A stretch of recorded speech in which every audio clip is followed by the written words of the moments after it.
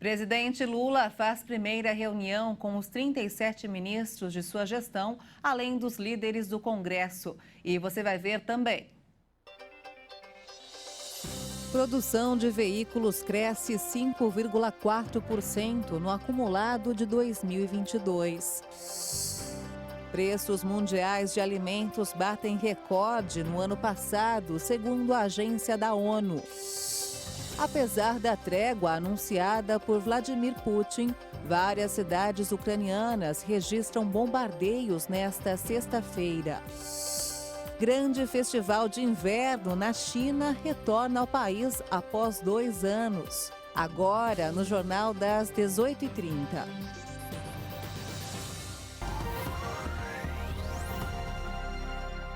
Olá, boa noite. São 18h33 pelo horário de Brasília e você acompanha agora as principais notícias do Brasil e do mundo desta sexta-feira. O presidente Lula se reuniu hoje com seus 37 ministros, além dos líderes do governo no Congresso pela primeira vez.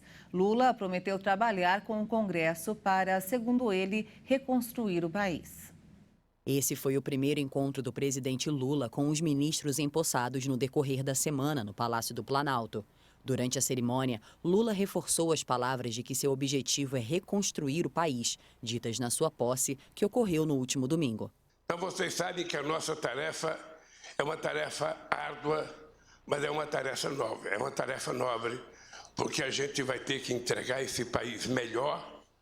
É possível a gente fazer a economia voltar a crescer, é possível a gente voltar a crescer com muita responsabilidade, é possível a gente voltar a crescer com distribuição de renda e de riqueza e é possível a gente gerar um emprego em que garanta ao trabalhador um pouco de seguridade social.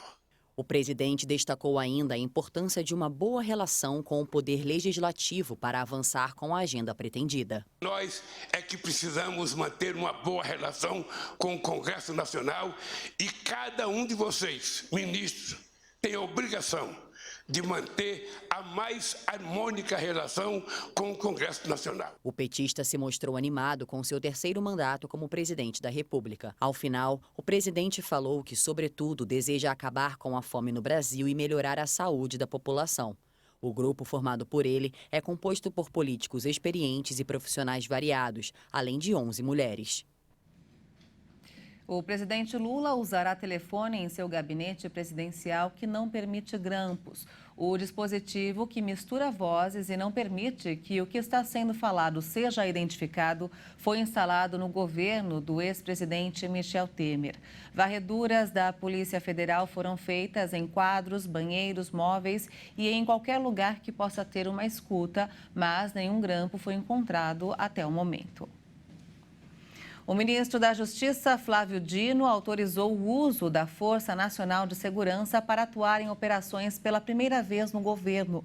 Uma delas é no Amazonas, na chamada Base Arpão, que é uma operação integrada que vem desenvolvendo um trabalho de combate ao crime organizado, narcotráfico e a crimes ambientais por meio fluvial na calha do Rio Solimões. Essa é a primeira renovação do reforço no governo Lula, mas os agentes da Força Nacional já atuam na base Arpão há pelo menos 2 anos. Um laboratório do interior de São Paulo identificou o primeiro caso de uma nova variante da Ômicron no Brasil. Segundo a Organização Mundial da Saúde, a cepa é a mais transmissível já identificada desde o início da pandemia de Covid. O primeiro caso da nova variante XBB.1.5 do coronavírus, conhecida como Kraken, foi detectado em uma mulher de 54 anos, moradora do município de Indaiatuba, interior de São Paulo. A amostra foi coletada em 9 de novembro de 2022 por meio de um sequenciamento genético. A identificação no Brasil foi feita pela Rede de Saúde Integrada DASA. Não foram divulgadas informações sobre o estado de saúde da mulher. A OMS já havia feito um alerta sobre o aumento de casos da nova cepa da Ômicron na Europa e nos Estados Unidos e afirmado que a subvariante é a versão mais transmissível da Covid-19 identificada até o momento. As variantes mudam de nome de acordo com as alterações adicionais que vão desenvolvendo, como a transmissibilidade, ou mudanças em pontos chaves que fazem com que o vírus escape da resposta imunológica ou do uso de anticorpos no tratamento. A Organização Mundial da Saúde afirmou que a XBB.1.5 já foi encontrada em mais de 25 países. Em novembro, o Brasil negociou com a Pfizer 34 milhões de vacinas bivalentes contra a Covid-19, que protegem contra a cepa original e também variantes. As remessas finais devem chegar até o fim de janeiro. O serviço Uber Moto, que foi lançado ontem, foi suspenso hoje por tempo indeterminado pela Prefeitura de São Paulo. A gestão municipal quer avaliar a segurança da modalidade. A decisão foi tomada durante uma reunião do Comitê Municipal de Uso do Viário, em parceria com representantes da gestão do prefeito Ricardo Nunes. Enquanto a proposta formal e detalhada sobre a segurança dos passageiros e motoristas não for apresentada, o serviço deve continuar suspenso. Já o prefeito Eduardo Paes anunciou que vai proibir a atuação devido à competitividade gerada aos mototaxistas e afirmou que pode recorrer à justiça se a plataforma insistir em prestar este tipo de serviço. Por meio de nota, a Uber disse que vai continuar oferecendo o serviço que começou em 2020, quando houver disponibilidade de motociclistas. Não foi informado se a prefeitura tem prazo para a conclusão dos estudos. Os motoristas de moto estão entre as vítimas que mais morrem no trânsito. Só na cidade de São Paulo, a prefeitura implementou uma faixa azul nas principais avenidas como forma de diminuir esse número. As montadoras de veículos produziram mais de 2 milhões de carros no ano passado e o resultado superou em 5,4% a produção de 2021. O balanço é referente aos carros de passeio, utilitários leves, caminhões e ônibus. Para a Associação Nacional dos Fabricantes de Veículos Automotores, a melhoria é reflexo do abastecimento de peças, principalmente componentes eletrônicos, durante o segundo semestre do ano passado. A produção em dezembro recuou 9,2% na comparação com o mesmo mês de 2021, segundo o balanço divulgado nesta sexta-feira. Já com relação às vendas, houve aumento de 6,3% na passagem de novembro para dezembro, totalizando quase 217 mil veículos comercializados, o maior volume mensal dos últimos 2 anos. E vamos agora ao mercado financeiro. O dólar fechou em forte queda nesta sexta-feira, o segundo recuo seguido, com investidores observando a primeira reunião ministerial do novo governo. A moeda norte-americana recuou 2,17% e encerrou o dia cotada a R$ 5,23 na venda. E olha só, o índice de variação de aluguéis residenciais da Fundação Getúlio Vargas registrou em dezembro a menor taxa em quase 3 anos e pode continuar a cair no curto prazo.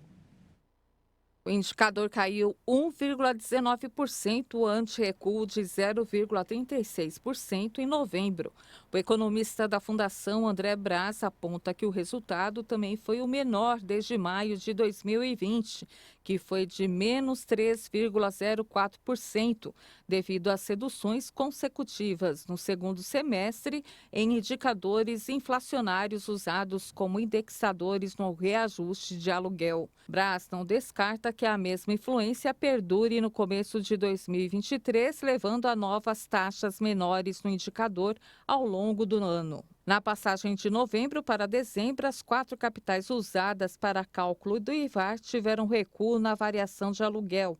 São Paulo, menos 1,06%, Rio de Janeiro, menos 2,41%, Belo Horizonte, menos 0,46% e Porto Alegre, menos 1,09%. Na variação anual, o IVAR terminou com alta de 8,25% em 2022, sendo que em 2021 a taxa acumulada em 12 meses foi de menos 0,61%. A desaceleração do índice em 2021 foi ocasionada pela pandemia de Covid-19.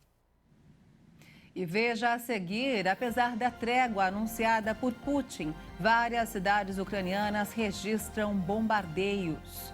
E ainda, grande festival de inverno na China retorna ao país após 2 anos. Nós voltamos em instantes, até já.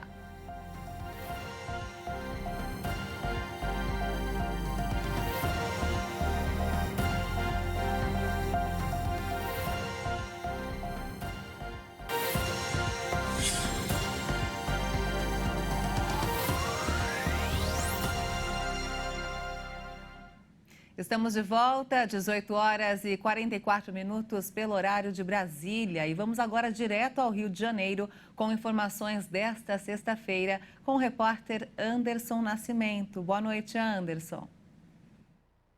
Boa noite, Maria Alice.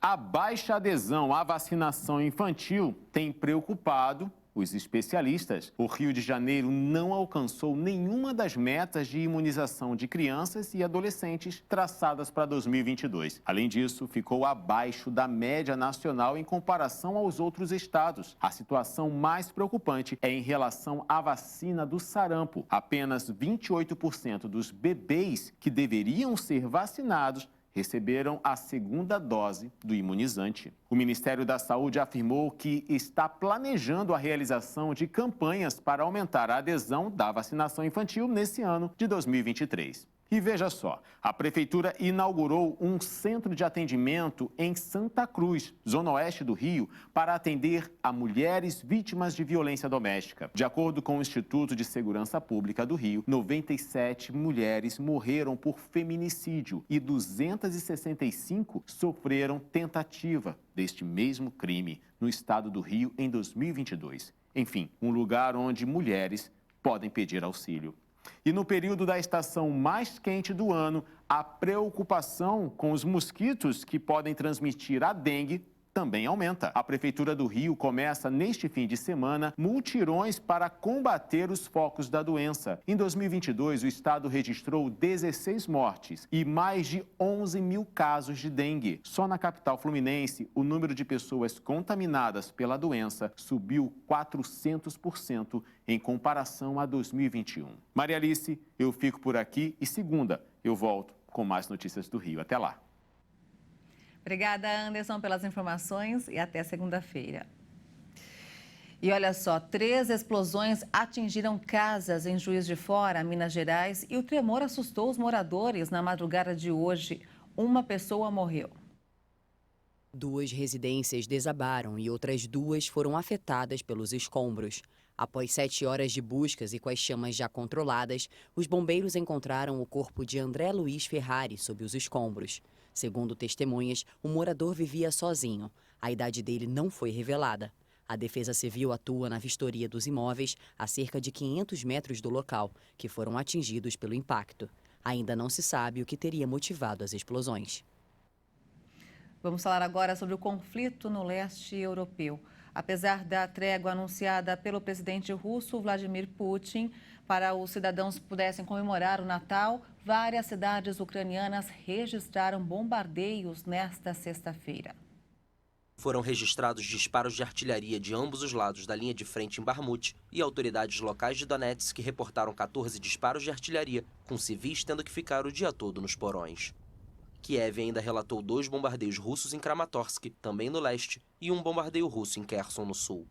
O exército de Moscou garantiu que está respeitando a trégua e acusou as tropas ucranianas de continuar bombardeando cidades e posições russas.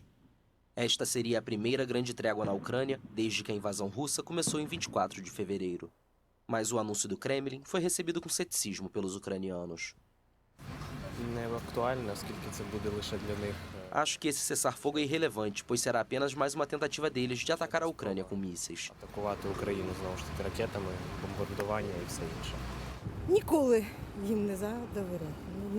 Você nunca pode confiar neles, nunca. Eles não fazem nada. O que quer que prometam, não cumprem. Disseram que não haveria guerra. Ontem disseram isso, hoje atacaram. Nós não confiamos neles.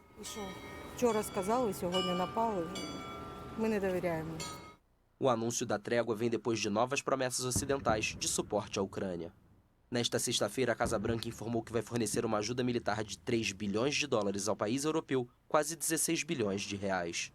Mais cedo, a Alemanha confirmou o envio de 40 veículos de combate blindados neste primeiro trimestre, como parte da nova fase de apoio coordenada com Washington. Também nesta semana, a França prometeu enviar tanques leves de fabricação nacional para colaborar na contraofensiva contra os russos. E o presidente dos Estados Unidos, Joe Biden, e o chanceler alemão Olaf Scholz devem enviar veículos blindados para ajudar a Ucrânia na luta contra a invasão russa. E olha só, os preços mundiais dos alimentos em 2022 foram os mais altos já registrados desde 1990. A informação foi divulgada hoje pela Agência de Alimentos da ONU. O índice de preços de alimentos da Organização para a Agricultura e Alimentação da ONU, que acompanha os preços internacionais das commodities alimentares mais comercializadas globalmente, registrou em 2022 uma alta de 14,3% em relação a 2021.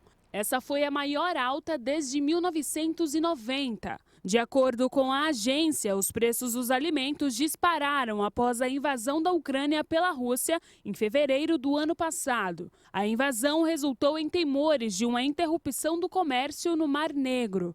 Desde então, os preços tiveram uma leve redução após a retomada da exportação de grãos da Ucrânia para o Ocidente. Por outro lado, em dezembro, o índice de preços registrou queda de 1,9% se comparado a novembro de 2022. Essa foi a 9ª queda consecutiva desde março, quando a guerra começou a afetar o mercado.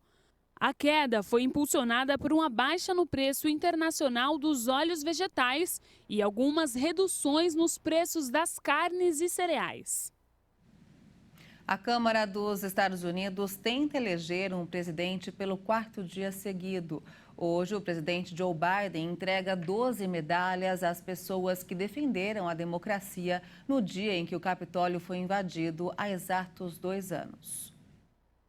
Até agora foram 11 votações sem definição. Somente nessa quinta-feira foram 5 reuniões. A regra é que o presidente seja eleito por maioria simples, o que significa 50% mais um voto do total de votos dados. As atividades ficam suspensas enquanto o presidente não é escolhido. Os deputados também ficam impedidos de tomar posse e não há formação de comissão. A deputada Katherine Clark criticou esse impasse dos republicanos, alegando que o país está vulnerável porque, em caso de uma emergência ou crise, não há deputados para tomar decisões. A lei americana determina que na primeira sessão do Congresso seja eleito um presidente.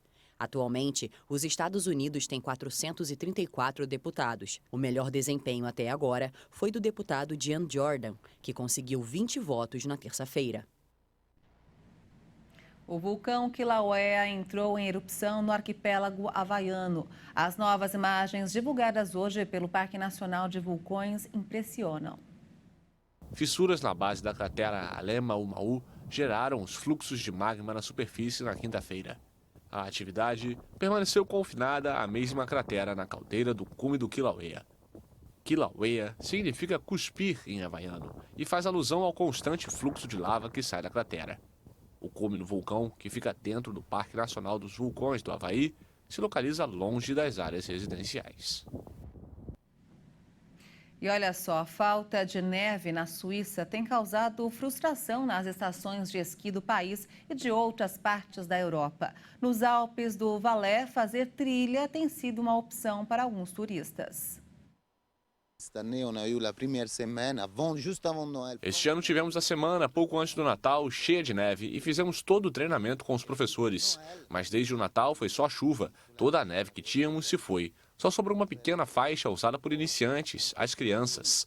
Pelo menos elas podem ter suas voltas e manter a alegria nas pistas. Algumas estações de esqui na Europa, para manter a atividade, têm de apelar para neve artificial. A falta de neve também obriga quem deseja praticar o esporte a ir mais alto na montanha. Todo mundo vai mais alto. Existe mais neve de 2.300 a 2.500 metros de altitude.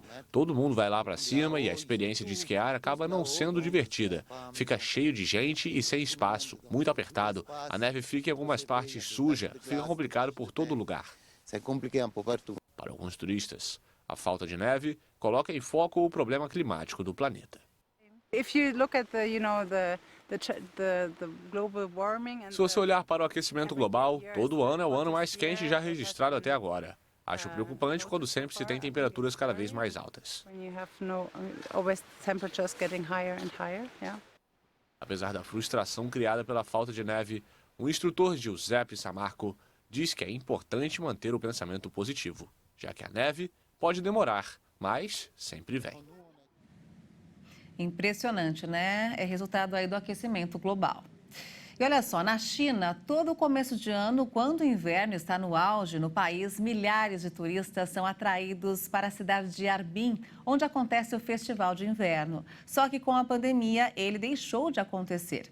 Este ano, com a flexibilização das restrições contra a Covid, o evento está de volta e promete recuperar o tempo perdido. Vamos ver. A China inaugurou esta semana um dos festivais de inverno mais conhecidos do mundo. A festa na cidade de Harbin, no norte do país, costumava atrair multidões antes da pandemia de Covid-19. Este ano, o evento tem tudo para repetir o sucesso de público, já que a maioria das severas restrições para a doença foram encerradas por Pequim. A beleza das atrações só ajuda em Harbin, onde imponentes esculturas de gelo se erguem em uma cidade iluminada que surge a partir da neve. Estou confiante na recuperação do turismo de Harbin. Os turistas estão ansiosos para vir. A cultura do gelo e da neve de Harbin é muito conhecida. E não são apenas as esculturas que mobilizam os turistas. Alguns corajosos esquecem o frio e mergulham em uma piscina criada em meio ao gelo. Nadadores como Zhang Mingwu acreditam inclusive que a prática congelante pode ser até útil na recuperação da Covid-19. Eu nado no inverno há 4 anos. Não me sinto desconfortável quando entro na água. Apenas um pouco de frio quando mergulho, mas me recupero em não mais do que 20 segundos. Me sinto muito bem e relaxado depois de nadar no inverno. O primeiro Festival Internacional de Gelo e Neve de Harbin foi realizado em 1985. A festa hoje reúne artistas de todo o mundo que fazem arte na complexidade e gigantismo das esculturas. Lindo festival, né? E o Jornal das 18h30 fica por aqui. Você acompanha outras informações durante a nossa programação. Uma boa noite para você, um excelente fim de semana e obrigada pela companhia. Tchau!